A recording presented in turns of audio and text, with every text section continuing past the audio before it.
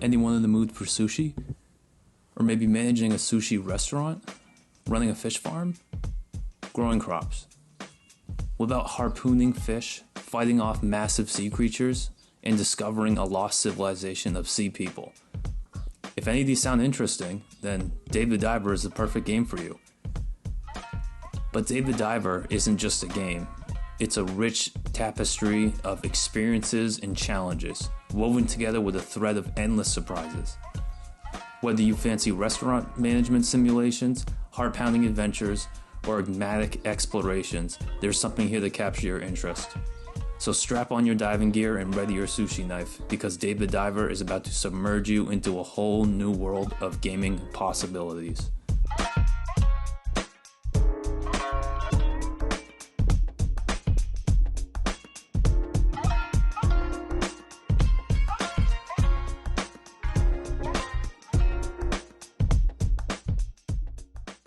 Dave the Diver is truly a unique game. It's a very strange combination of adventure, RPG, and tycoon gaming. It's rare to have that many game genres blend together as they do here.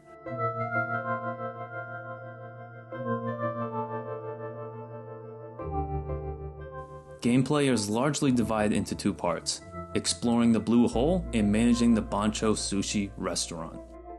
Here is where you will spend the majority of your time, diving in the blue hole. During the daytime, you can explore the blue hole twice. Starting off, you will not have a lot of oxygen and will need to use it really conservatively to catch the most fish.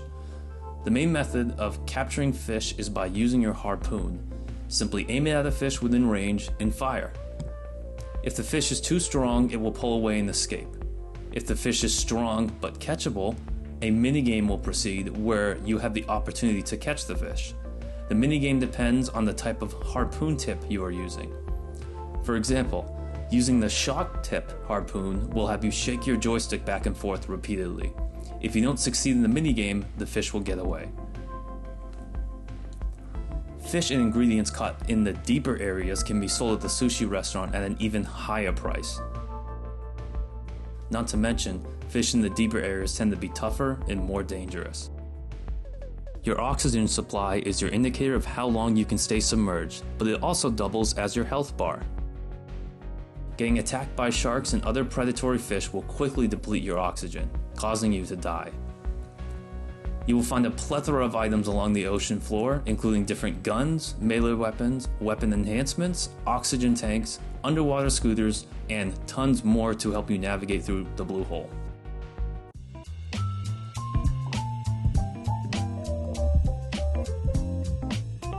Once nighttime, you are able to open Bancho Sushi and start serving customers.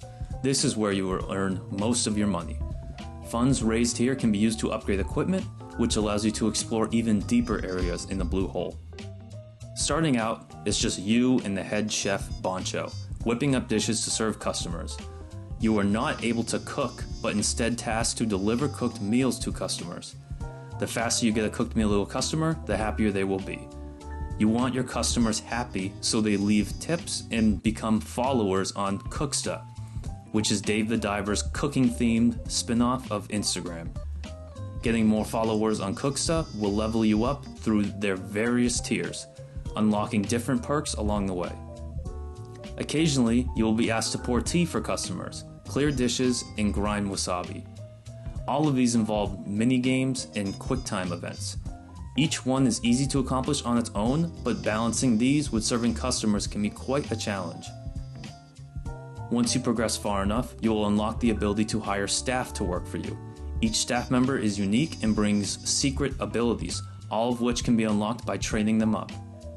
The quality of staff you can hire varies depending on your Cooksta tier. Some staff are better at cooking, while others are better at serving. Staff that is leveled up enough can even pour drinks to customers or grind wasabi. Oh, and you also get a cat, Momo, who hangs out at the bar with you when it's closed. Then yes, you can pet and feed him.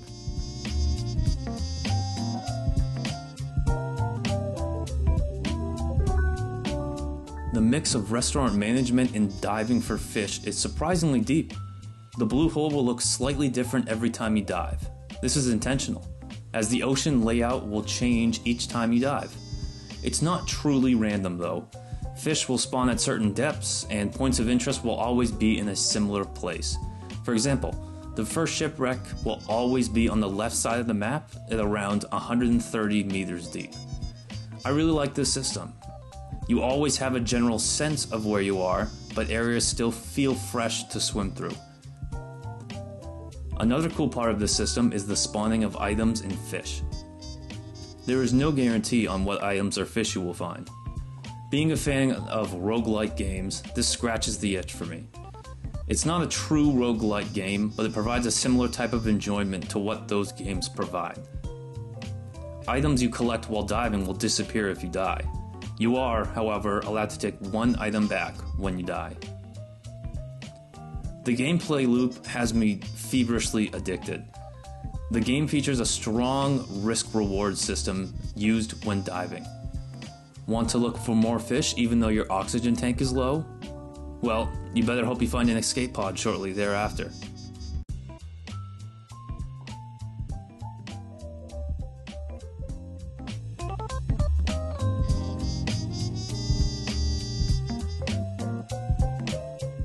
The visuals are perfect, and the art style is super charming and appealing. I love the pixelated art style in the 2.5D world. Dave the Diver has a resemblance to Katana Zero in terms of art direction. It's borderline eye candy to look at, and it's really well done. The cutscenes are absolutely bizarre and incredible. They give a ton of flavor to each of the characters. And even though some of the cutscenes are repeated for specific events, I haven't skipped one yet, and I don't plan on it. They are that good. One cool effect is fish and objects in the ocean get more blurry and develop a reddish-blue parallax effect the further away you get from them. This is intentionally done so you can't immediately identify the fish or objects when they come into your field of view, much like real life. The parallax effect and others do a great job of immersing you in the world and making the blue hole feel a bit more mysterious.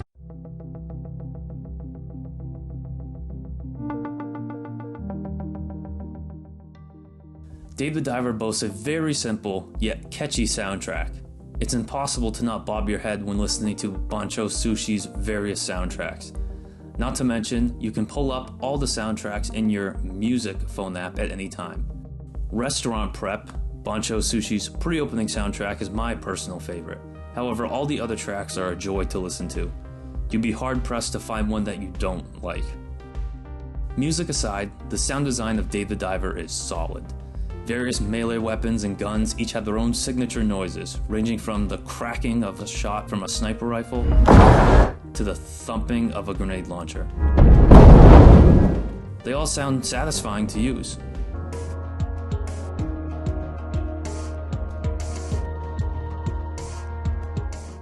Dave the Diver offers intuitive controls that are quickly grasped by newcomers, involving simple point-and-fire weapons paired with simple character movement. However, achieving mastery of the game poses a challenging yet enjoyable task, as it requires precise timing, strategic movements, and an understanding of creature behavior.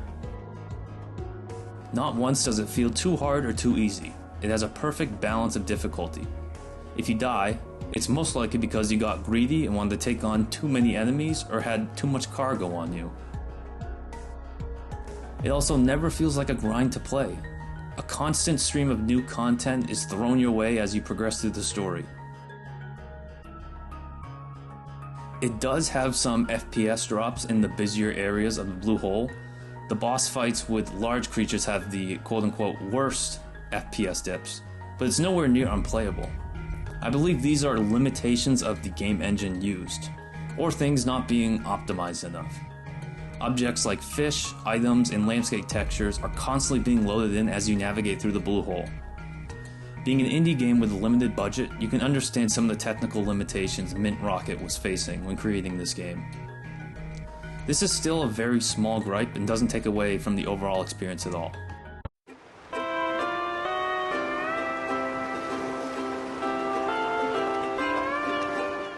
Flat out, it's a blast to play. I haven't been this hooked on a game since God of War Ragnarok came out in late 2022. Right when you think you get the gist of the game, another feature or area is introduced. Every day in Dave the Diver is unique. The sense of progression is perfect, and you are constantly experiencing new events and unlocks.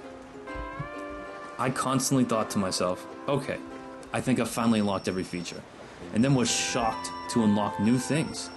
Wait, I can have a fish farm? Oh wow, you can upgrade your weapons. Oh, you can dive at night? All of these things I said to myself while playing. So much love and passion was put into this game, it's humbling to experience it for the first time.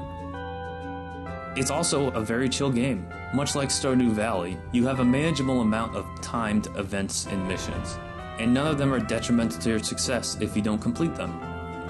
There are also scheduled events and birthdays to look for. For example, the first event you will run into is a jellyfish party. You will get extra money and more followers for Bancho Sushi if you serve patrons jellyfish on that night. 20 hours in, and I'm not even close to finishing all the missions. Dave the Diver packages an ungodly amount of content for just $20.